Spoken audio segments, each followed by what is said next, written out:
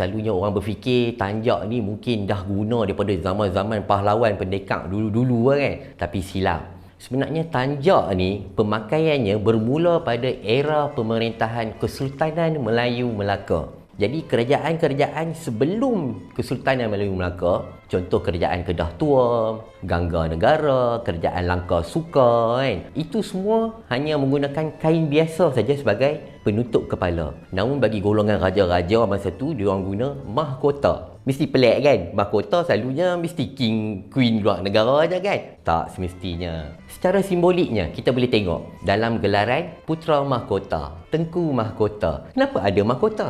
Dia cuba nak membawa balik penggunaan mahkota pada satu ketika dahulu. Antara tanjak yang mengekalkan lagi perkataan mahkota adalah tanjak mahkota alam. Masih lagi menggunakan perkataan mahkota. Lepas tu kalau kita tengok sejarah negeri Perak, pembukaan negeri Perak tu, Sultan Muzaffar Shah masa dia nak masuk ke negeri Perak, dia kan naik kapal berlayang masuk ke Sungai Perak. Semasa di Sungai Perak kan ada ribut taufan melanda sampai dia tersangkut di beting basah.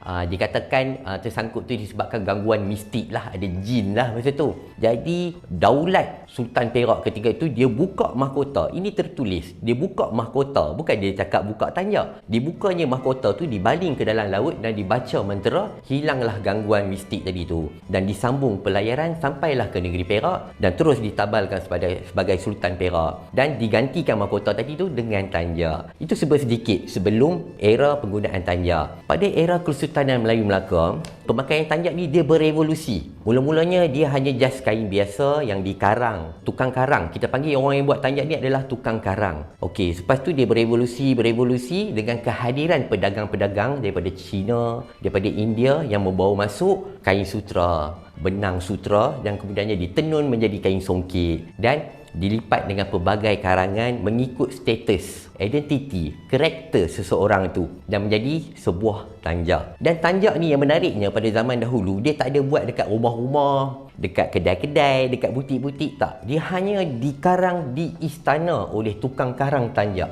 Jadi tanjak ni kalau orang tengok bila specialnya dipakai, pasti ianya adalah anugerah daripada Sultan. Dan kita boleh tahu status orang tu lagi tinggi, status orang tu lagi tenunan tu, hasil tenunan tu lagi rumit, tenunan dia lagi lawa, tenunan dia mesti orang ni adalah orang yang golongan elit. Kadang-kadang kita tertanya, boleh ke mungkin rakyat biasa masa tu beli kain dekat pedagang Cina, dia buat sendiri, dia pakai, dia boleh mengaku apa, kata dia ni orang atasan. Zaman dahulu bukan macam zaman sekarang ni, zaman scam. Dulu nak beli kain tu harganya sangat tinggi dan rakyat biasa tak boleh memegang wang emas, wang perak. Rakyat biasa hanya menggunakan mata wang timah aja ketika itu. Yang boleh memegang mata wang emas, perak ni hanya golongan-golongan atasan sahaja.